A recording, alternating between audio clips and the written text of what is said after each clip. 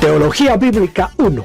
Bienvenidos a este apasionante estudio que nos ayuda en nuestro crecimiento espiritual y nos da herramientas apologéticas. La Escuela de Desarrollo Cristiano de Canadá ayuda en la formación de nuevos ministros. El profesor Víctor Manuel Buitrago Cruz les da la bienvenida.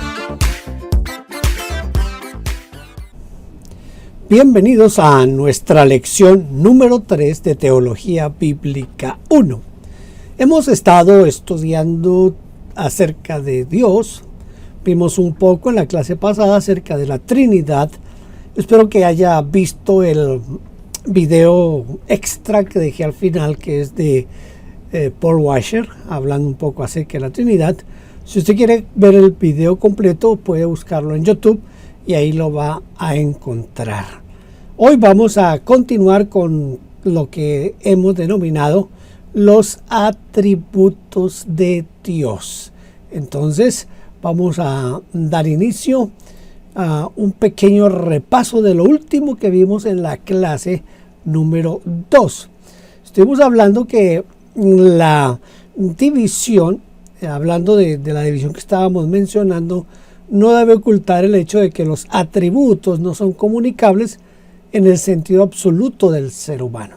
Ahora, todas estas divisiones, de una u otra forma, sin embargo, toman en consideración una división que tiene que ver con atributos que se refieren a Dios tal como es, y otro grupo de atributos que se refieren a su relación con la creación. Aquí entonces vamos a tratar de seguir la división que nos da Berkhof, que es uno de los teólogos que es bien aceptado dentro de las iglesias reformadas.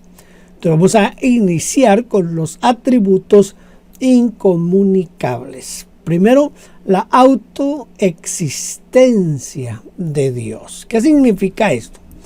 Significa que Dios tiene la base de su existencia en sí mismo.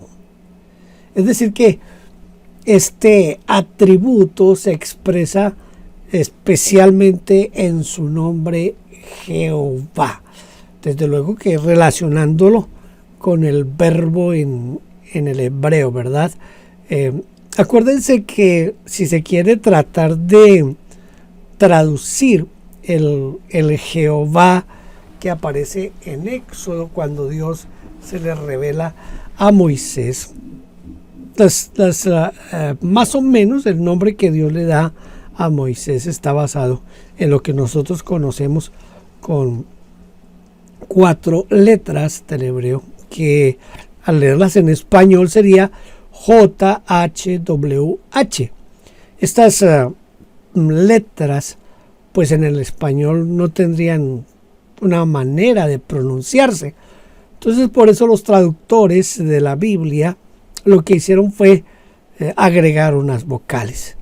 Esto inclusive se ha usado para mostrar la tendencia del traductor. Por ejemplo, en las traducciones protestantes, en la mayoría, especialmente en español, en la Reina Valera del 60, lo que se hizo fue agregar 3 vocales, la E, la O y la A. Entonces por eso leemos Jehová. En las versiones católicas agregaron solo 2 vocales, que fue la A y la E, y por eso se lee Yahvé. Pero el nombre es el mismo. ¿Qué es lo que quiere decir este nombre? Lo que quiere decir este nombre al traducirlo, al tratar de darle una traducción al español, Jehová quiere decir: yo soy, el que era, el que es y el que siempre será. Ese sería el nombre de Dios. Yo soy el que soy, el que era, el que es y el que siempre será.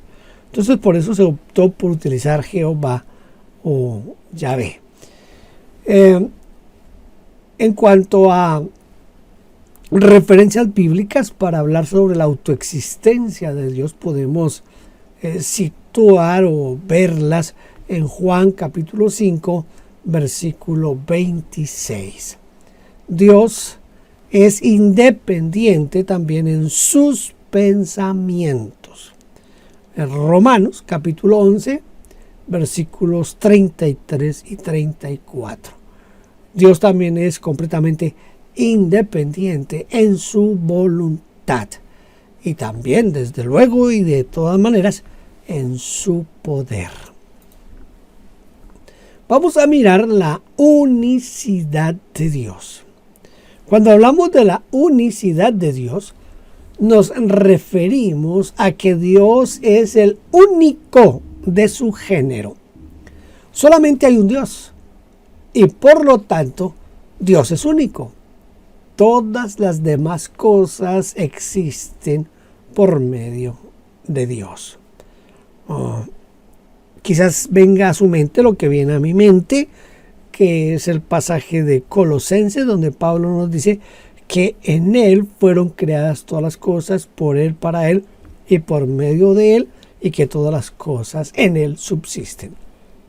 Todo, absolutamente todo, subsiste en Dios. Dios es único, ¿entiende? Es único en su género. Las referencias bíblicas que podríamos utilizar están en Romanos 8:60. Si usted quiere buscar en su Biblia y leerla, por favor. Primera a los Corintios 8:6 y Deuteronomio 6:4. Creo que es el más conocido, ¿verdad? Deuteronomio 6:4, que dice: Oye Israel, Jehová nuestro Dios, Jehová uno es. Entonces, es parte de lo que tenemos que aprender. En Zacarías 14:9 está enseñando exactamente lo mismo. Y en Éxodo 15:11 se expresa la misma verdad, pero esta vez se hace en una forma retórica. Mire, estas citas bíblicas no las leo aquí porque nos tomaría mucho tiempo leerlas, pero yo creo que usted puede detener el video aquí y consultarlas en su Biblia y leerlas para que vaya entendiendo un poquito más de qué estamos hablando. ¿Le parece? La unidad de Dios. Estábamos viendo la unicidad. Ahora vamos a ver la unidad. Si nota la diferencia, unicidad y unidad. La unicidad es que Dios es único. La unidad nos enseña o nos dice que tiene que ver más con la unidad del ser de Dios. Las tres personas, Padre, Hijo y Espíritu Santo, no forman un Dios que tiene una triple esencia. Tampoco se puede diferenciar el ser de Dios de sus atributos. O sea, no podemos separar al ser de los atributos. Dios forma un todo que es indivisible. Por eso la Biblia incluso puede identificar a Dios con sus atributos. Por ejemplo, Dios es amor. Dios es justicia. Amor es un atributo, justicia es un atributo, pero están ligados en el sentido que son esencia de Dios. Entonces, por eso no pueden separar la esencia del ser de los atributos mismos. Hay aquí algunas referencias bíblicas y como le dije hace un momento, yo prefiero que usted tenga el video y mire la cita bíblica y la lea. En Deuteronomio 6:4, que yo se lo cité de memoria hace un momento, en 6:4, dependiendo de nuestra traducción, es un versículo que enseña esta gran verdad, que además, aunque no es mencionada explícitamente en otros lugares, forma parte de la doctrina de la Trinidad por deducción. Esta parte es muy importante. Por eso, si usted quisiera volverse a la lección 2 y escuchar y ver con un poquito más de detenimiento el apéndice que puse allí, que fue la charla de Paul Washer. Ahora, yo preferiría que si usted puede encontrarla en YouTube, hay varias cortes en YouTube, pero hay una que es la entrevista completa. Es muy interesante ver lo que Paul Washer nos enseña en cuanto a la Trinidad.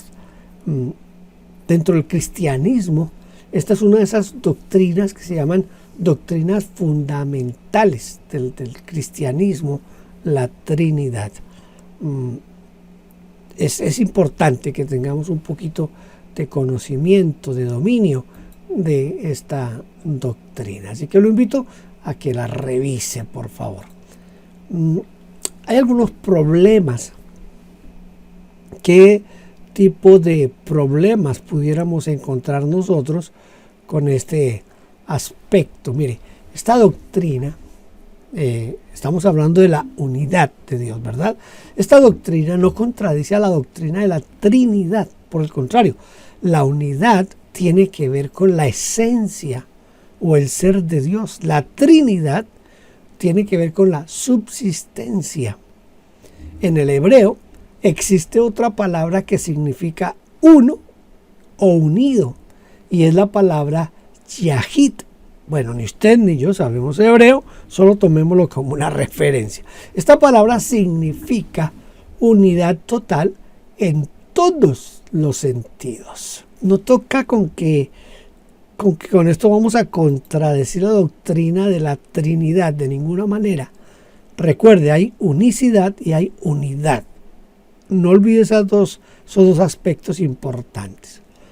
Cuarto lugar, la infinidad de Dios. A pesar del hecho que nuestro Dios es un Dios personal, escuche, es un Dios personal con el cual podemos entrar en comunión, también es verdad que este Dios es un ser infinito.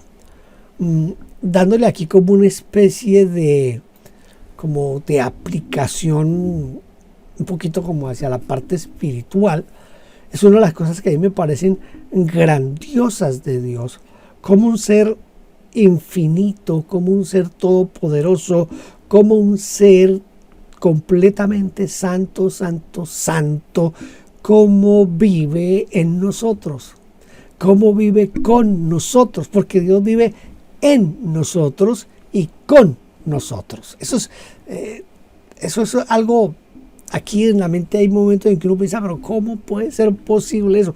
Pero eso es la grandeza del amor y de la misericordia de Dios con nosotros. A mí me parece esto fabuloso, especial, pensar en que Dios, que siendo infinito, viva en nosotros. Él llena el universo. Llena el universo. No tiene límite ni en el espacio ni en el tiempo, porque el ser de Dios no está condicionado a ningún tipo de límite. Por eso es infinito. Nada lo puede limitar, ni el espacio ni el tiempo. La relación del tiempo, por ejemplo, es una opción únicamente humana. El tiempo es para nosotros los hombres que existe el pasado, el presente y el futuro. Para Dios no existe ni pasado, ni presente, ni futuro. Para Dios existe, si pudiéramos decirlo de alguna manera, para Dios existe un eterno presente. La noción de pasado, la noción de presente, la noción de futuro es únicamente nuestra, del hombre. Fue el hombre quien determinó estos asuntos del tiempo. Es el hombre quien le ha dado definiciones hasta extrañas a lo del tiempo. Tan es así que hay momentos en el que nosotros decimos, no tengo tiempo. Dígame usted, ¿puede haber alguien quien no tenga tiempo? Todos tenemos tiempo. Pero la gente dice, no, es que no tengo tiempo. Últimamente he escuchado a algunos decir, uy, es que el tiempo cómo corre. El tiempo vuela. No, el tiempo sigue siendo siempre igual. Son los mismos 60 segundos por el minuto, son los mismos 60 minutos por la hora. El tiempo no corre, el tiempo no se detiene, el tiempo no va, el tiempo no viene. No sé si me estoy haciendo entender, pero ese concepto que nosotros tenemos del tiempo aquí en nuestra mente hace que a veces nosotros no entendamos la eternidad de Dios, la infinidad de Dios. Dios no está sujeto ni al espacio ni al tiempo. Tenga bien presente eso. Para Él no hay ningún límite. La infinidad de Dios se define y esa definidad condiciona algunos de sus atributos. Aquí quiero que presten bien atención a esta parte. La infinidad de Dios en el espacio se expresa en su omnipresencia. Dios puede estar en este momento en la última galaxia, en el último rincón del universo, pero al mismo tiempo está aquí con nosotros. ¿Por qué? Porque Él es omnipresente. La infinidad de Dios en el tiempo se expresa en su eternidad. Para nosotros hablamos de 5, 6 o 20 siglos atrás y hablamos de ese tiempo como pasado. Y pensamos en el futuro, en cómo será la vida en el futuro, todo ese tipo de cosas. Pero escúcheme, eso es una noción exclusivamente nuestra, porque para Dios existe solo la eternidad. La infinidad de Dios en sus atributos comunicables se expresa en su perfección. Por ejemplo, el amor de Dios es perfecto, sin ningún defecto o sin ninguna limitación. La infinidad de Dios significa que el ser de Dios no tiene ni final ni límites, es decir, no tiene un principio, no tiene un fin, no tiene un comienzo y un último rincón donde Él pueda estar. No, para Él no existe nada de eso. Todas esas limitantes en nuestra mente hacen que no entendamos a nuestro Dios y la grandeza de nuestro Dios. Vamos a buscar en nuestras Biblias y vamos a mirar en Jeremías 23, versículos 23 y 24. Muy bien. Jeremías capítulo 23, versículos 23 y 24. Dice así la palabra del Señor. ¿Soy yo Dios de cerca solamente, dice Jehová, y no Dios desde muy lejos? ¿Se ocultará alguno, dice Jehová, en escondrijos que yo no lo vea? ¿No lleno yo, dice Jehová, el cielo y la tierra? Ese concepto de Dios llenándolo todo es ese concepto que a veces nosotros no tomamos en cuenta. Desafortunadamente, como cristianos y como hijos de Dios, hemos empequeñecido a nuestro Dios, pero Dios es infinitamente grande y poderoso. Nos puede llevar esta doctrina a lo que es el panteísmo. ¿Se acuerdan que ya estuvimos viendo algo del panteísmo? Yo no creo que nos lleve al panteísmo, porque el hecho de que Dios sea un ser infinito no supone, escuchen, no supone al mismo tiempo que todo lo que existe forma parte del ser de Dios. ¿Se acuerdan de panteísmo? El panteísmo es decir, por ejemplo, que una rosa es Dios, que una mariposa es Dios, que la belleza del arco iris es Dios, que el infinito del universo es Dios. Eso es panteísmo. Eso es panteísmo. Cuando alguien ve que vio a Dios en el enfermo del hospital, que vio a Dios en el niño de la calle pidiendo pan, eso es panteísmo. A mí me gustaría que usted tratara de buscar en un diccionario panteísmo y se dé cuenta, porque hay que tener cuidado, hermanos, de caer en el panteísmo. Entremos ahora a la eternidad de Dios. La infinidad de Dios en relación al espacio es su omnipresencia. Pero la infinidad de Dios en relación con el tiempo es la eternidad. A ver, otra vez. La relación de Dios con el espacio es omnipresencia. Pero la infinidad de Dios en relación con el tiempo es la eternidad. Dios no está sujeto a las limitaciones del espacio y tampoco a las limitaciones del tiempo. Para Dios no hay pasado, no hay presente, no hay futuro, sino todos los acontecimientos y eventos y cosas que pasan están delante de Él con la misma realidad y en el mismo instante. Dios no tiene principio ni tiene fin en el tiempo. Siempre ha existido y desde luego que siempre existirá. El Salmo 90 en el versículo 2 y el Salmo 102 también nos presentan esto. Segunda carta de Pedro capítulo 3 versículo 8 nos habla de este atributo de Dios, la inmutabilidad de Dios. Dios no crece, no se disminuye, Dios no cambia. Mire, los conocimientos y los planes de Dios y sus principios morales siempre son los mismos. Como ser absolutamente perfecto, la posibilidad de un cambio queda totalmente excluida. Dios no cambia. Dios no cambia su voluntad.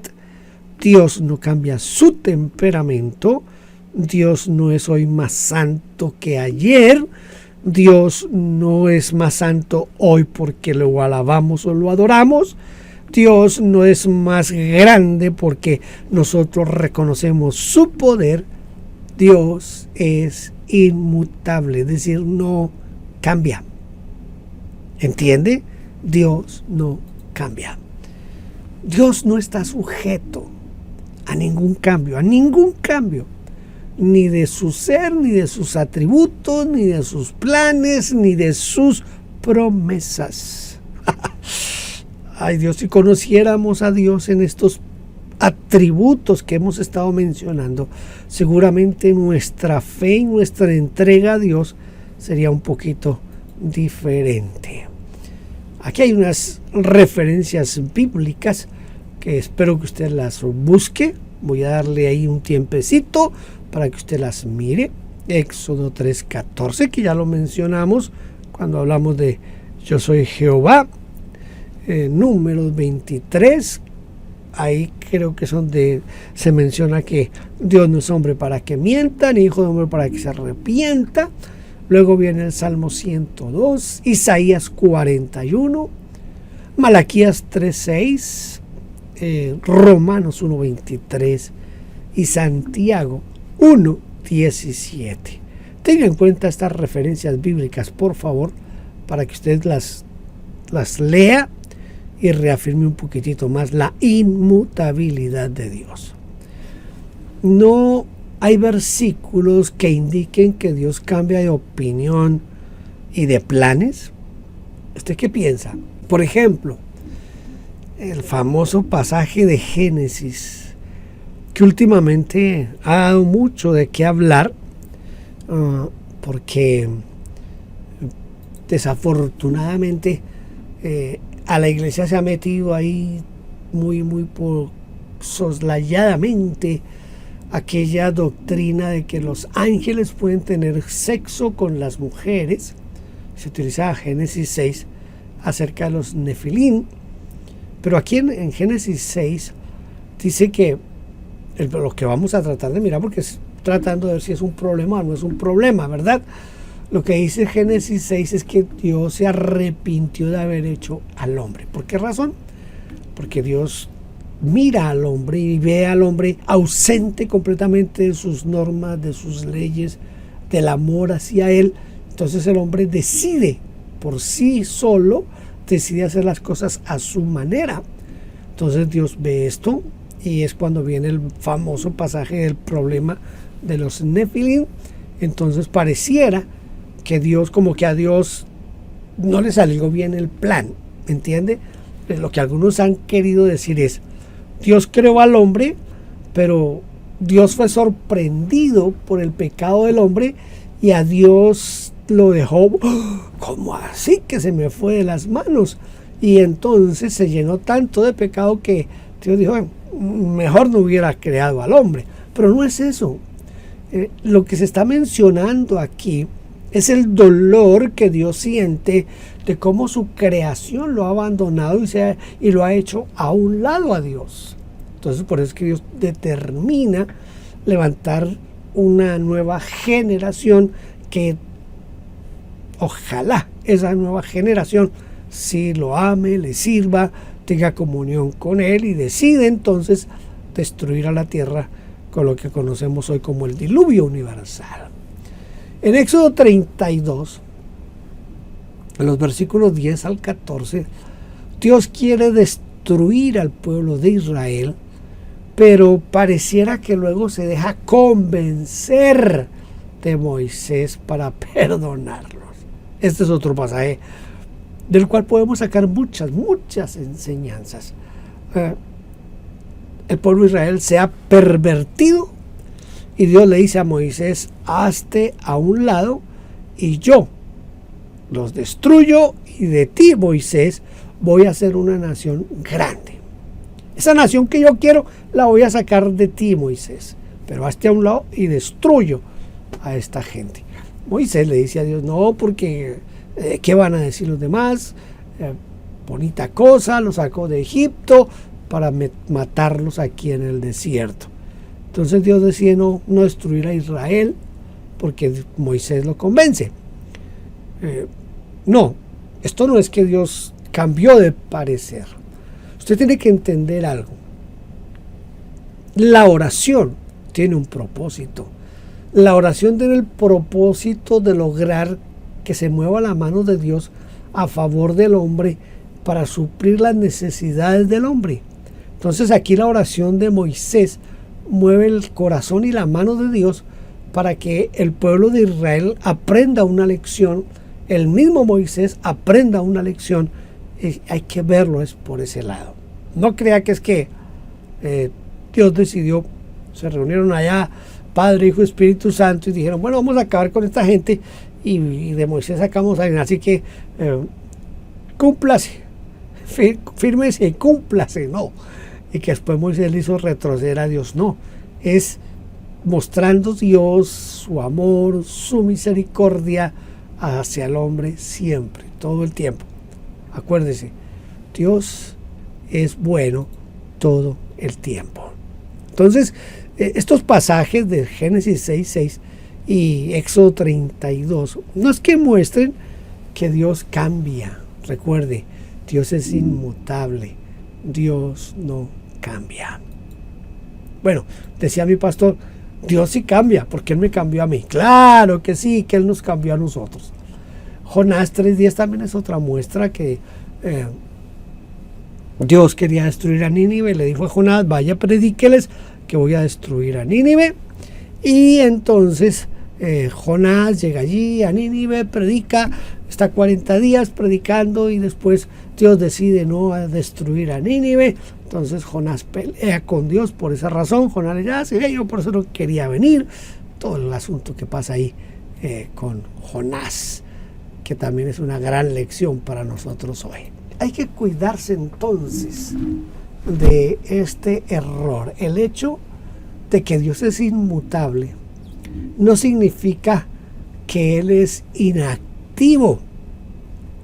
Porque ese es el otro problema que tienen algunos. Mire, algunos dicen, no, es que Dios creó al mundo, lo programó y lo dejó ahí ya programado y olvídate, ya Dios no se interesa en el hombre. No, Dios es un Dios activo.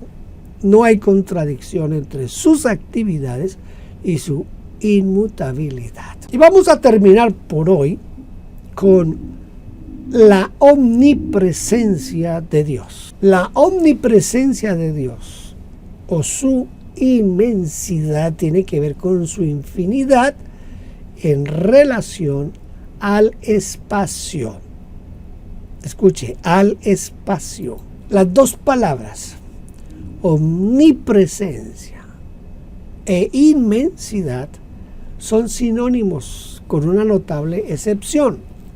La inmensidad pone el énfasis sobre el hecho de que Dios no está limitado por el espacio, mientras que su omnipresencia resalta el hecho de que Él está presente en cualquier lugar con la total plenitud de su ser divino. Es lo mismo, ¿verdad?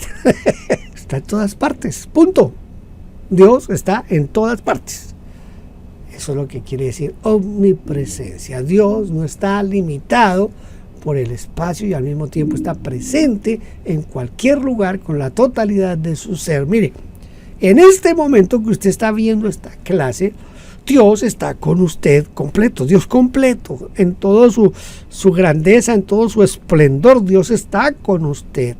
Pero al mismo tiempo, Dios está completo en toda su grandeza, en todo su esplendor, en todo su poder, con los hermanos vamos a decir, de la China, con los hermanos de Rusia, con los hermanos argentinos, con los hermanos del Salvador, con los hermanos de Guatemala, al mismo tiempo, porque Dios no está limitado por el espacio. Eso es grande de parte de Dios para nosotros. Aquí hay algunas referencias bíblicas que anótelas por favor, escríbalas o detenga el video en este momento y escriba estas citas bíblicas para que usted las lea por favor en un momento. Isaías 66:1, Hechos 7, 48 y 49, el que más me gusta, el Salmo 139 del 7 al 10, Jeremías 23, 23, que lo leímos hace un ratito, Hechos 17, 27 y 28. ¿Ya las anotó? ¿Ya las escribió? A ver, si es necesario, detenga el video y escríbalas, por favor, y léalas en su Biblia. Esto es muy importante. Hay que evitar el error, otra vez, del panteísmo, que enseña que el ser de Dios es la esencia de todas las cosas y que por lo tanto todas las cosas forman parte del ser de Dios.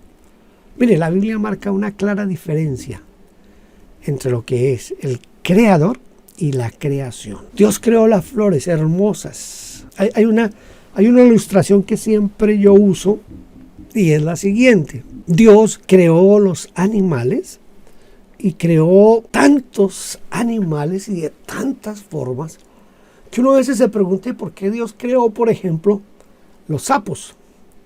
Usted mira los sapos, las ranas, y encuentra de todo tipo de sapos, de todo tipo de ranas, algunas feas, algunas despreciables, pero otras bonitas. Igual, por ejemplo, que con los pájaros, usted encuentra cantidades diferentes de pájaros. ¿Qué decir de las mariposas? Hasta donde tengo entendido, en el país donde más mariposas existen es en Colombia, y también es donde más aves tenemos. Pero escuche, ¿por qué le hablo de eso? Porque en esa variedad, cada una de esas mariposas, cada uno de esos pájaros, cada uno de esos sapos, no son Dios. No, señor. Esos son la creación de Dios. ¿Qué es lo que yo veo cuando veo el arco iris? Yo no veo a Dios. Veo la creación de Dios a través de cómo la luz se transforma a través de yo no sé qué, pero se forman los colores del arco iris. Todos sabemos y entendemos que el arco iris nos recuerda que Dios hizo un pacto con Noé diciéndole nunca más voy a destruir la tierra con inundación. Pero el arco iris no es Dios. El arco iris es una creación de Dios. Ahora que tenemos ese telescopio que nos muestra el infinito, bueno, no el infinito, pero sí está abarcando demasiado de lo que es el espacio, podemos decir, no que en todo eso está Dios, eso no es Dios, todo eso es la creación de Dios. Hay una gran diferencia entre la creación y el creador. No crea que una mariposa hermosa llena de colores vistosos, que ahí está Dios. No. Dios la creó. Esa mariposa es una creación de Dios, pero no es Dios. Y Dios no está ahí, es la creación de Dios. Quería como hacer este pequeño énfasis en esta parte porque a veces llegamos muy fácil al panteísmo por eso. Algunos versículos parecieran contradecir la doctrina de la omnipresencia de Dios. ¿vale? Vamos a darles una mirada un poquito rápida a estos versículos que podrían contradecir esta parte, pero ya usted sabe que la mayoría de estos textos bíblicos es que la gente no solo sabe leer completamente y no los lee bien dentro del contexto que hay que leerlos. Y descendió Jehová para ver la ciudad y la torre que edificaban los hijos de los hombres. Mire, pareciera que Dios no hubiera estado ahí presente. ¿Sí o no? Porque dice aquí, y descendió Jehová para ver la ciudad. Es exactamente igual que en Génesis cuando Dios le pregunta a Adán, ¿dónde estás tú? Es como si Dios no estuviera ahí al mismo tiempo con Adán.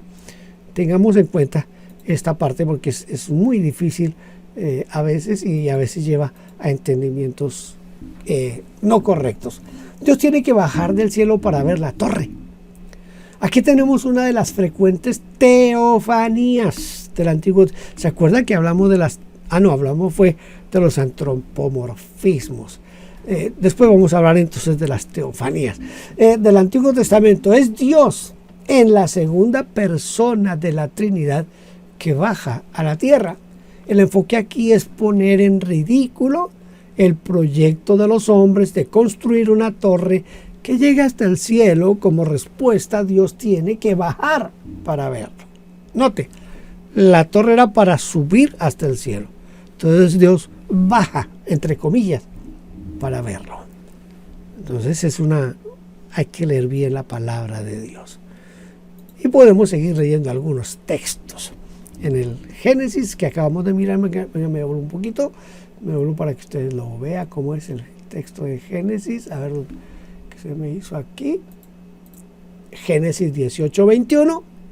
Génesis 18:21 es un texto parecido. La segunda persona de la Trinidad baja para judicialmente inspeccionar el lugar y pronunciar su sentencia. Terminamos aquí. En el Antiguo Testamento tenemos ciertos lugares en los cuales Dios habita de una manera especial. El templo, el tabernáculo. Esto significa que el hombre vive o experimenta la presencia de Dios en aquellos lugares de una manera especial, pero no que Dios esté allí de una forma más real y presente que en otros lugares. Recuerde que cuando Salomón inaugura el templo, una de las cosas claves que dice Salomón es: ningún templo, ningún edificio te puede contener. ¿Por qué? Porque Dios es inmenso. Dios no puede ser contenido ni por el tiempo ni por el espacio. Muy bien, gracias por haber llegado hasta aquí. No olvide, ahora enseguida vendrán las tareas que usted debe hacer si quiere tener algún tipo de certificación. Entonces nosotros tomamos sus tareas, las calificamos, le enviamos las respuestas y al finalizar la clase le damos un certificado de las horas que ha estudiado. Dios la bendiga, que tenga un día, un tiempo muy bendecido.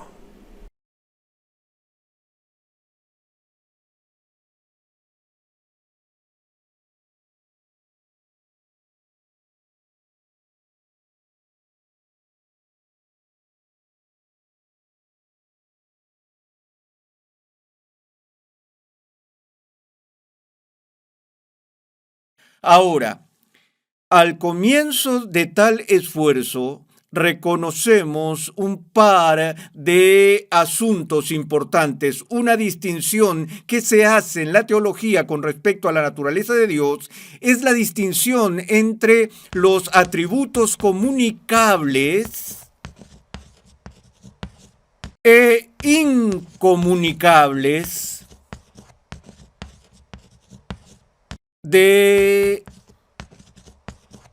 Dios. Y cuando hablamos de lo que es comunicable, nos referimos a lo que es capaz de ser transferido de uno a otro. Hoy vamos a ver brevemente los atributos incomunicables. Y este término, atributos incomunicables, define aquellos atributos de Dios que no pueden ser transferidos a una criatura.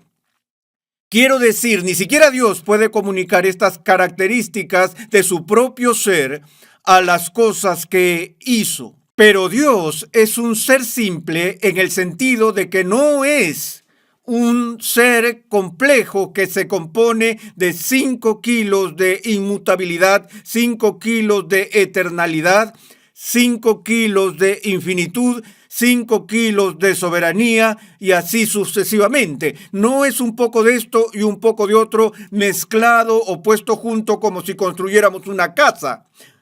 Sino más bien decimos en teología, no es tanto que Dios tenga atributos como que Él es sus atributos. Y que Él tiene sus atributos o que es sus atributos de una manera simple y sin divisiones. Ahora, de nuevo, ¿cuáles son las ramificaciones prácticas de eso? Bueno, podríamos decir que, por ejemplo, que Dios es santo, y también podríamos decir que Dios es justo, y también podríamos decir que es inmutable. Y también podríamos decir que es omnipotente.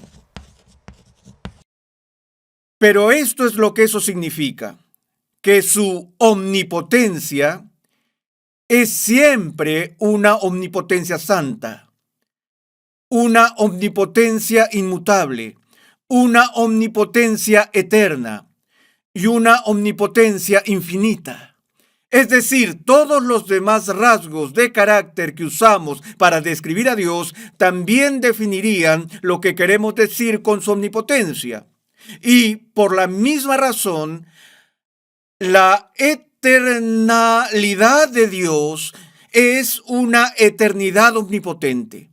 Y su santidad es una santidad omnipotente y todopoderosa.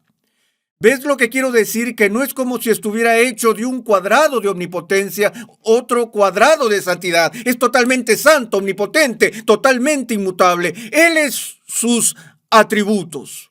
Sin embargo, hacemos esta distinción entre los atributos incomunicables y los comunicables. Ahora, algunas personas ni siquiera piensan que esta es una distinción muy útil y tienden a rehuir de ella.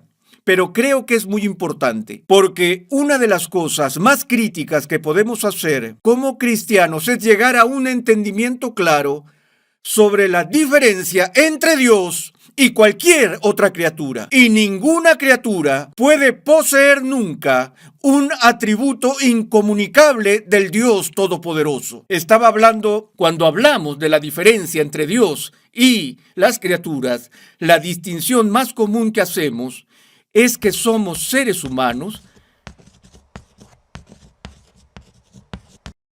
y Dios es llamado el Ser Supremo. Esta es nuestra forma común de hablar. Dios es el Ser Supremo, nosotros somos seres humanos. Ahora, lo que estamos enfatizando aquí es la idea de que debe haber algo que tengo en común con todo lo demás que existe. Yo soy... Carlos es, este pedazo de tiza es, Dios es, así que todos somos hasta cierto punto seres. Y sin embargo, hay algo especial en cuanto a Dios con respecto a su ser.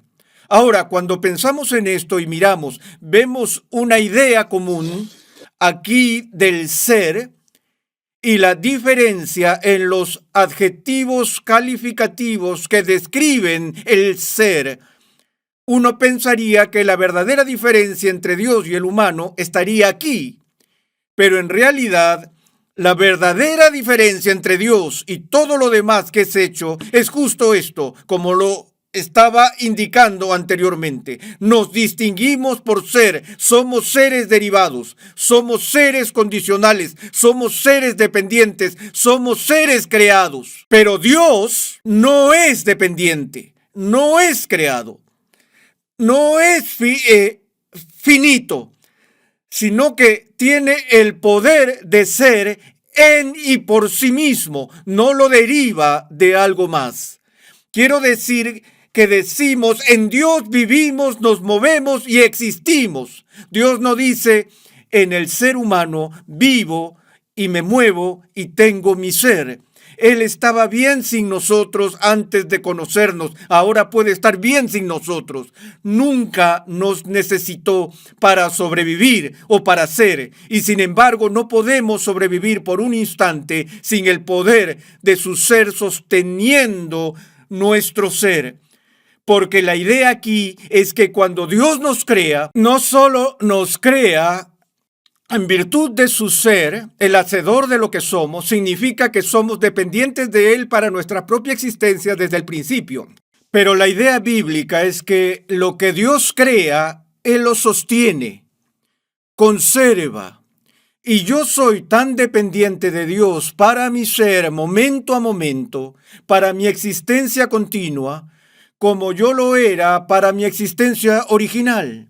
De nuevo, esta es la diferencia suprema entre Dios y nosotros, en que Dios no tiene tal dependencia de nada fuera de sí mismo. He mencionado ya la percepción de Bertrand Russell que él tuvo cuando estaba en su adolescencia, luego de leer un ensayo de John Stuart Mill, en el que Mill argumentó en contra del argumento cosmológico clásico para la existencia de Dios, en el que los pensadores razonaron de esta manera: cada efecto debe tener una causa. Y razonaríamos de vuelta a los efectos que vemos ahora hasta la causa final, que era Dios. Y Bertrand Russell dijo cuando estaba creciendo que estaba muy persuadido por el argumento racional, hasta que leyó este ensayo de Mill en el que decía, bueno, si todo debe tener una causa, entonces obviamente Dios debe tener una causa. Y así, cuando vamos de vuelta a Dios, uno no puede detenerse allí, tiene que seguir haciendo la pregunta, ¿quién causó a Dios? Y esto fue una epifanía para Bertrand Russell. Lo usa en su libro, ¿Por qué no soy cristiano? Por el resto de su vida, rechazó la existencia de Dios sobre la base de esta percepción de John Stuart Mill, que involucró una comprensión falsa de la ley de causalidad. La ley de causa y efecto dice que todo efecto debe tener una causa, no que todo lo que es debe tener una causa. Lo único que requiere una causa es un efecto, y requiere uno por definición, porque eso es lo que es un efecto, algo que es causado por algo más. Entonces, la pregunta es, ¿requiere Dios una causa? No si tiene su ser en sí mismo, no si Él es eterno y autoexistente, porque ni siquiera Dios puede hacerse a sí mismo. Para que Dios se haga a sí mismo, Dios tendría que ser antes de que fuera, y no puede hacer eso. Entonces, no es que Dios sea autocreado. Eso es lo que no queremos decir acerca de Dios. Nada puede crearse a sí mismo. Dios no es autocreado. Dios es autoexistente. Ahora, esto nos lleva, creo, al elemento o aspecto o atributo más asombroso y profundo de Dios mismo. Mi atributo favorito en Dios, si puedo tener uno, se encuentra en la palabra aceidad. Quiero decir, me doy cuenta de que la gran mayoría de las personas que no han estudiado teología a nivel técnico, es probable que nunca en sus vidas han oído esa palabra antes, aceidad. Aquí es donde creo, es cierto, que me siento tan afortunado de haber tenido la oportunidad de pasar tantos años estudiando teología y ver los beneficios en ella. Pero cuando veo esa palabra, tengo escalofríos recorrer mi columna vertebral. Quiero decir, solo ver esa palabra me comunica algo sobre el carácter de Dios que me hace querer caer sobre mi rostro ahora mismo en una postura de asombro, reverencia y adoración. Porque la aceidad de Dios se refiere a que tiene su existencia en y por sí mismo. Esto es lo que define la supremacía del Ser Supremo. Que Dios no es una criatura. sino que Dios, y esto es inimaginable, si me obstruyes mi suministro de oxígeno por unos minutos, me muero. Si me quitas el agua por unos días, me muero. Si me quitas la comida por unos días más, me muero. O si me contagias con una enfermedad que pueda matarme rápidamente, nuestras vidas son frágiles y susceptibles a todo tipo de cosas terribles que pueden destruirlas. Pero Dios no puede morir. No hay nada de lo que Él dependa para su ser. Esto es lo que quise decir antes cuando dije que tiene el poder mismo de estar en y por sí mismo, lo mismo que no tenemos. Por eso somos tan frágiles, por eso tenemos miedo, porque como seres humanos somos seres creados, somos seres dependientes y deseamos que tuviéramos el poder de mantenernos vivos para siempre. Para nosotros no, pero Dios tiene ese poder de su propio ser y el poder de cualquier otro ser en sí mismo. Eso es lo que Pablo dice, en Él vivimos, nos movemos y existimos. Y Dios, y solo Dios tiene aceidad. Dios y solo Dios tiene autoexistencia. El poder de ser eternamente sobre su ser. Así que permítanme decir muy rápidamente, creo que esa razón por sí sola demanda de forma convincente que haya un ser tal que posea esto, o que nada podría existir en este mundo. Si algo existe ahora, eso nos dice que nunca podría haber habido un tiempo en el que nada existió, porque si alguna vez hubo un momento en que no había absolutamente nada, entonces ¿qué podría haber ahora? Nada. Así que no hablemos de un universo que surgió hace 17,000 millones de años, a menos que vayas a hablar en términos del sinsentido de la autocreación. Porque nada puede crearse a sí mismo. Y si alguna vez hubo un tiempo en que no hubo nada, si fueran 17,000 millones de años y 6 meses no había nada, ¿qué habría ahora? ¡Nada! ¿Qué podría haber ahora? ¡Nada! El punto es, hay algo. Y si algo existe ahora en absoluto, este pedazo de tiza, mi zapato, esta habitación en la que estamos, entonces eso significa que en algún lugar, de alguna manera, algo debe tener el poder de ser de forma independiente. Siempre tenía que haber sido, o no sería posible que fuera algo. Por eso digo que este pedazo de tiza grita de la aceidad de Dios. Y no encontrarás esa aceidad en la tiza, y no la encontrarás en mí. Estas son cosas que no son comunicables.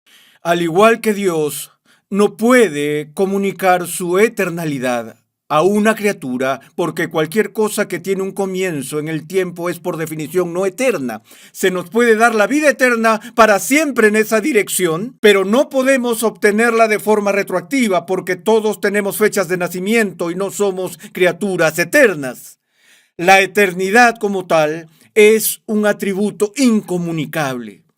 La inmutabilidad va con la aceidad, porque Dios es eternamente lo que es y quién es. Esta es la base de su ser, que es incapaz de mutación. Nosotros, como criaturas que estamos hechos en el espacio y el tiempo, somos criaturas mutables. No somos criaturas inmutables. Y somos criaturas finitas, no somos criaturas infinitas. Dios no podría crear otro ser infinito porque, aunque puede haber muchas líneas infinitas y cosas así, solo puede haber un ser infinito. Es una contradicción de términos hablar en términos de dos seres infinitos, si estamos hablando de ser un ser infinito. Y también vemos cómo estos atributos de Dios apuntan a la manera en que Dios es otro de nosotros, la manera en que Él es diferente de nosotros y la manera en que Él nos trasciende y la forma en que Él es más grande que nosotros y por qué le debemos gloria y honor y alabanza por su grandeza. Ya sabes, animamos a los Lionel Messi de este mundo, nos levantamos y damos todo tipo de elogios a las personas que sobresalen por un momento y luego no se escuchan más. Y sin embargo, el que tiene el poder mismo de ser en sí y por sí mismo, y eternamente, a quien cada uno de nosotros es absolutamente dependiente, y le debemos nuestra eterna gratitud por cada bocanada de aire que tomamos en este mundo, no recibe el honor y la gloria de sus criaturas que tan ricamente merece. Aquel que es supremo merece la obediencia y la adoración de aquellos a quienes Él ha hecho.